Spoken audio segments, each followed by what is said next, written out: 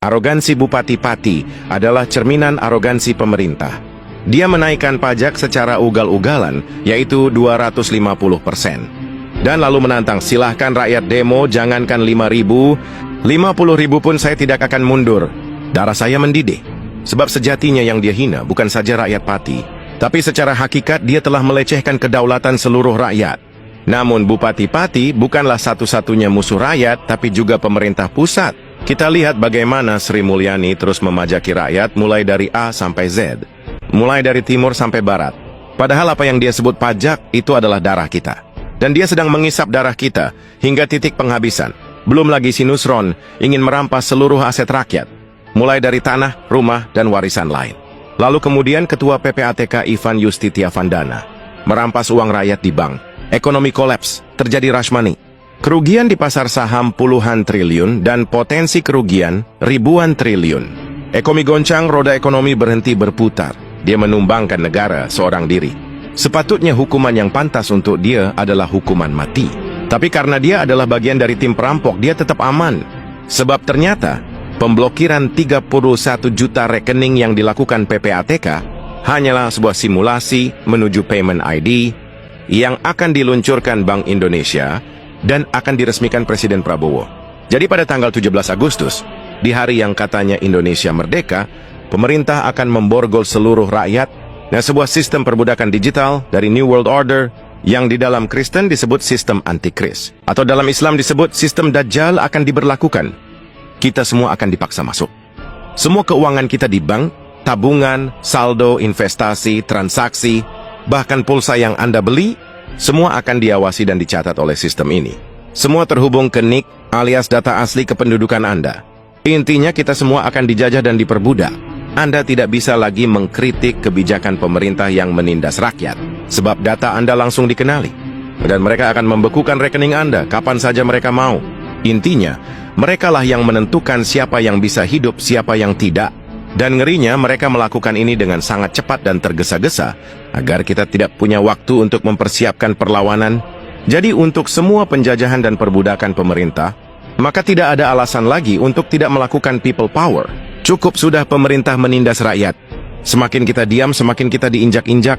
Kita tidak punya pilihan lain selain harus bangkit dan merebut kedaulatan kembali. Sebenarnya kita belum merdeka tapi masih terjajah. Ibarat kata pepatah, lepas dari mulut harimau, masuk ke mulut buaya. Lepas dari penjajah kulit putih, masuk ke penjajah kulit coklat. Saat ini yang perlu kita lakukan bukanlah merayakan 17-an, tapi mempersiapkan perlengkapan perang. Sebagaimana nenek moyang kita melawan penjajah kulit putih, maka tugas kita di generasi sekarang ini adalah melawan penjajah kulit coklat. Nah, sekarang saya akan memberikan strategi praktis melawan penjajah londo ireng. Pertama, mereka itu hanya secuil, sedangkan kekuatan rakyat ada 270 juta. Rakyat versus pemerintah itu adalah ibarat raksasa melawan seekor nyamuk. Sekali tepok selesai. Kedua, aparat tidak bisa menggunakan senjata untuk mengancam atau menghadapi rakyat. Sebab senjata itu aturannya sangat ketat. Hanya bisa digunakan untuk perang melawan bangsa asing.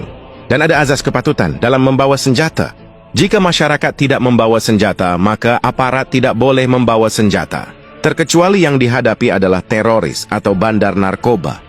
Jika yang dihadapi adalah rakyat, maka itu adalah pelanggaran hukum. Jika aparat melanggar hukum, maka siapapun, jangankan rakyat, bahkan anjing sekalipun, punya hak untuk membela diri. Dan konstitusi kita menjamin rakyat berhak mengangkat senjata apabila diperlukan, yaitu untuk bela negara. Ingat, negara itu adalah milik rakyat. Sementara presiden, DPR, MPR, polisi, TNI, dan lain-lain, semua itu adalah pembantu rakyat.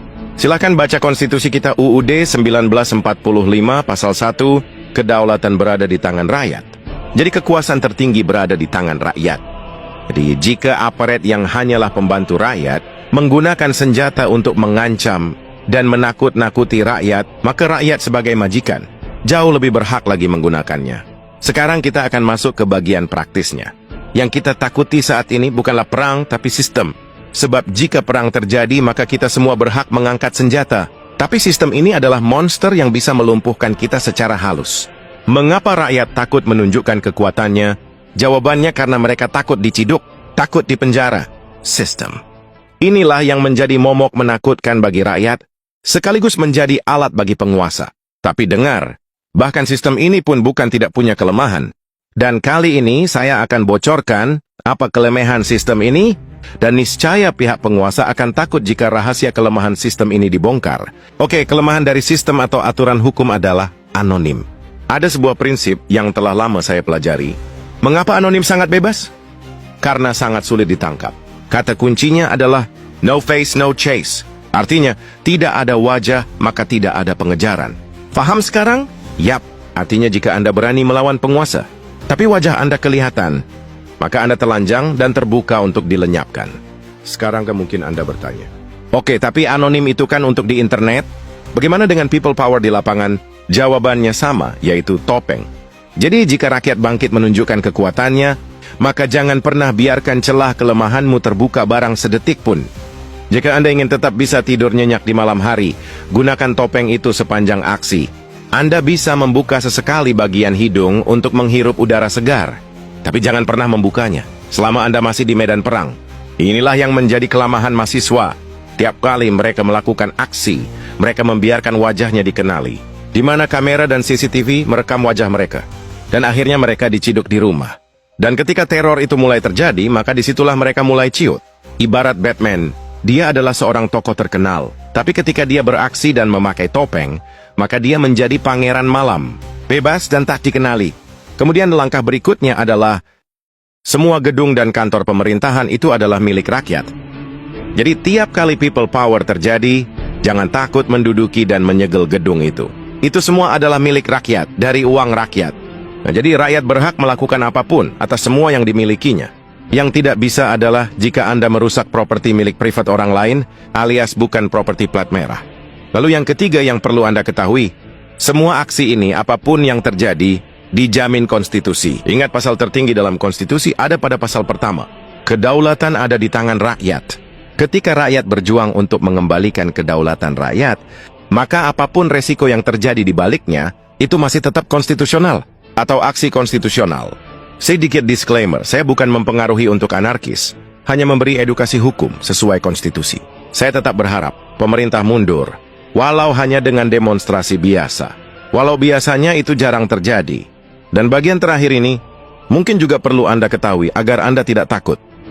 Total kapasitas penjara di Indonesia hanyalah 147.000. Itu pun sudah over kapasitas, atau tidak muat lagi. Dan banyak narapidana diberikan pengampunan karena penjara sudah tidak muat. Jadi jangankan rakyat turun 200 juta, rakyat turun 1 juta saja mereka tidak akan bisa memenjarakannya. Karena penjara sudah over kapasitas alias tidak muat lagi. Jadi semua ancaman mereka itu sebenarnya adalah gertak sambal. Coba bayangkan, di mana mereka akan memenjarakan 1 juta orang? Apakah mereka akan menyulap semua kantor dan gedung kementerian dan istana presiden menjadi penjara? Pun, itu paling hanya mampu menampung 1,5 juta orang. Jadi jangan takut dengan gertakan mereka, sebab ketika kita takut maka disitulah mereka kuat. Ingatlah semua rule ini, maka niscaya kita akan bisa merebut kembali kedaulatan rakyat dengan mulus, tanpa perlawanan yang berarti. Dan sedikit lagi, tiap kali aksi, jangan pernah datang dengan tangan kosong. Setidaknya bawa tongkat untuk jaga-jaga, apabila aparat mulai represif. Menghadapi tongkat aparat dengan tangan kosong, itu kebodohan namanya. Yang kedua, bawa tas untuk menyimpan air minum, makanan, dan lain-lain. Mari seluruh rakyat, jangan takut lagi. Kita tidak sudi dijajah dan diperbudak. Mari kita rebut kembali kedaulatan rakyat. Hidup daulat rakyat!